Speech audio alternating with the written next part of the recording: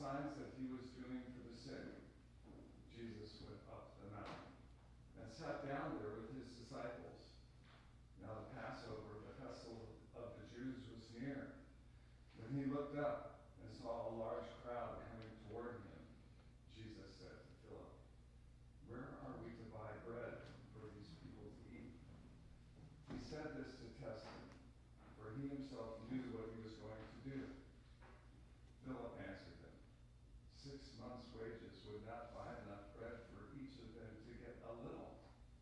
One of his disciples, Andrew, Simon Peter's brother, said to him, "There is a boy here who has 5 barley loaves and 2 fish. But what are they among so many people?" Jesus said, "Make the people sit down." Now there was a great deal of grass in the place, so they sat down, about 5,000 in all. Then Jesus took the loaves, and when he had given thanks, he distributed them to those who were seated. So also the fish, as much as they wanted. When they were satisfied, he told his disciples, "Gather up the fragments left over, so that nothing may be lost."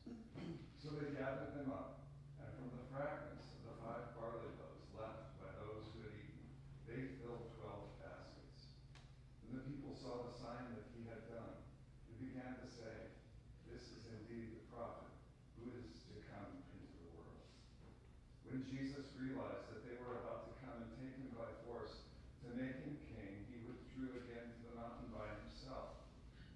When evening came, his disciples went down to the sea. He got into a boat and started across the sea to Capernaum. It was now dark, and Jesus had not yet come to them. The sea became rough because a strong wind was blowing.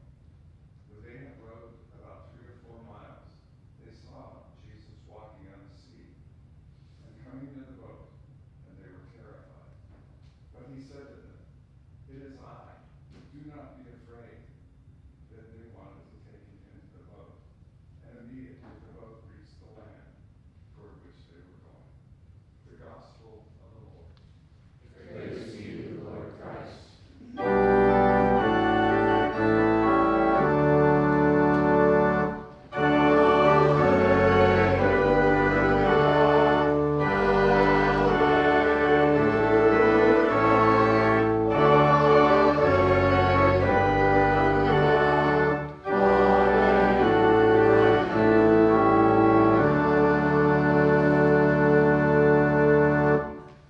This is the day that the Lord has made, and so we can rejoice and be glad in it.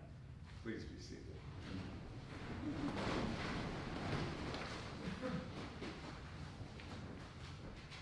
What has brought us to this place today? What caused us to climb the mountain, to join with a crowd of people, to participate in something that we may not understand? What brought us to this place today? Could it have been a kind of hunger? Are we looking for a shot in the arm? A little encouragement, a voice of assurance? Could it be that kind of hunger? Or maybe we came to this place out of a sense of urgency, because something inside us is crying injustice, or rage, or crying loneliness, because there's this ache inside us that won't go away. That kind of hunger. Or we are perhaps haunted by the faces of the truly hungry, the faces of the spindly-legged tiny child with those huge eyes holding his empty bowl to us from the TV screen. Or the faces of refugees from fires and floods and capsized boats, or refugees from violence and oppression in its many forms. And we don't know what to do. We just don't know what to do. Has that kind of hunger brought us here today? I wonder what those people were thinking, what they were feeling, those people who followed Jesus up the mountain that John's gospel says they followed him because they had seen the signs he was working among the sick, did the healings and the miracles. Did they give the people a glimpse of hope? A signal that human life didn't have to be all sickness and poverty and death. Was it that kind of hunger that brought them to the mountain? A hunger for health and for justice and for life. There's nothing in John's story about the people having been on the road all day, and there's nothing about them sitting for a long time listening to Jesus teach. There's nothing in the story about them needing food right then. John says they had seen the signs, and they followed after Jesus up onto the mountain. But Jesus looks up and sees this crowd coming toward him. And right away, he's talking about bread. Where can we buy bread for these people? And he asks Philip, and Philip, of course, says it would be impossible. And then Andrew appears with the little boy.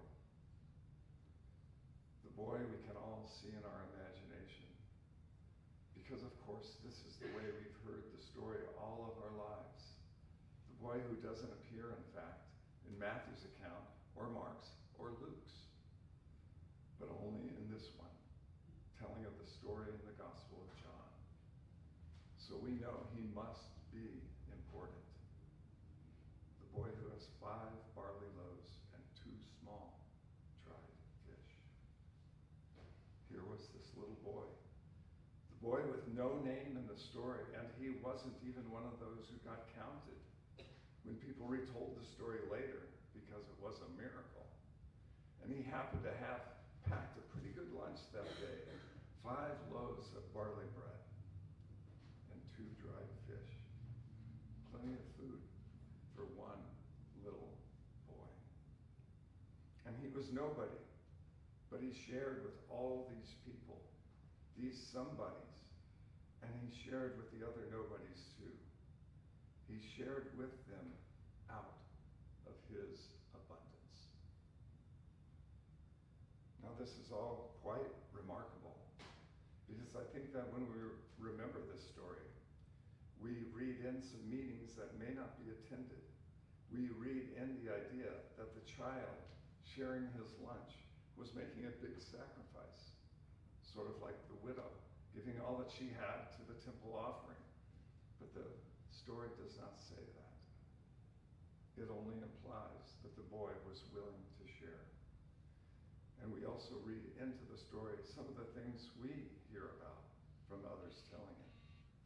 In the Gospels of Matthew and Mark and Luke, that the people were literally hungry, that they hadn't been there all day, that the disciples wanted to send them away so that they could go get something to eat. But the story doesn't say that early either. It only says that Jesus decided to feed them with bread and with fish. And then something wonderful happened. Jesus took the bread and he blessed it. And he gave it to all the people and gave them the fish. And we all know the rest, how they got as much as they wanted and how they were all satisfied.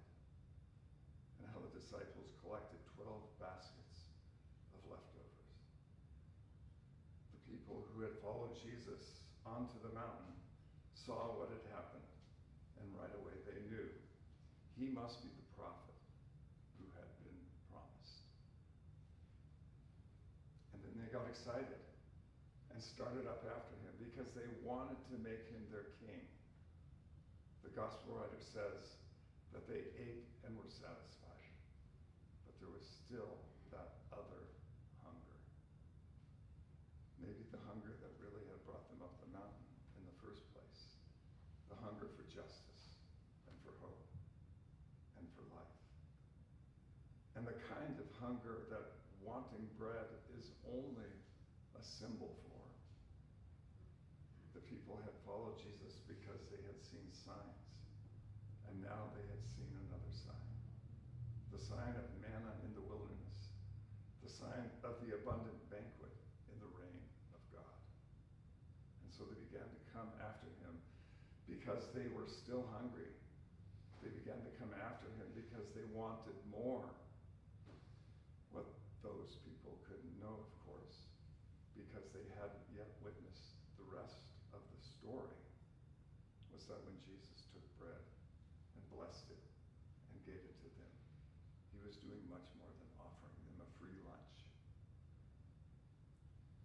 The people in John's telling of the story understood that what was happening was more than a meal, but it still was a meal. The kind of meal that the prophet who was to come could provide. The kind of meal that might even see the Jewish people through a revolution, a revolt against the Romans, and the rebirth of their own state. This was the sign they saw in their hunger. But when Jesus took bread and blessed it and gave it to the people, the gospel writer John says he was offering them a different kind of sign. The way John tells the story, the Lord's Last Supper was in that bread, and so was his death, and so was his rising again. Jesus was offering the people a sign of the reign of God. And yes, it did recall manna from heaven, bread in the wilderness. But this manna, this bread, this sign of the reign of God was Jesus' own self, Jesus' own broken self.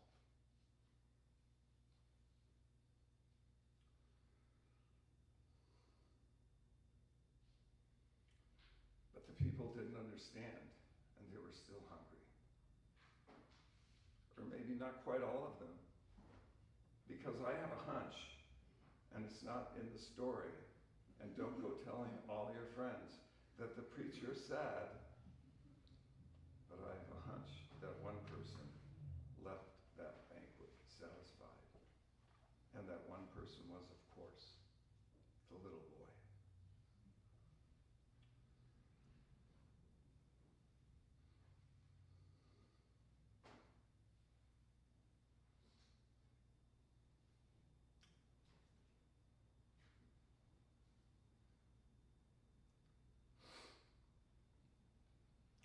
Now, and then I come to this table with my hands full.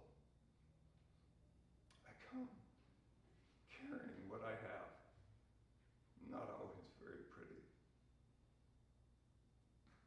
sometimes downright embarrassing, but it's mine, it's me. And it's not just my poverty, my weakness that I bring, because I'm strong and I'm rich and I'm somebody, and it's not just my abundance that I bring, because I'm also confused and uncertain and hungry. But I bring it along, all of it, such as it is, and I hand it over. Do you know how this goes? Has it happened to you too? We handed over our loaves and fishes, our riches, our talents, our hunger, our lives. And Jesus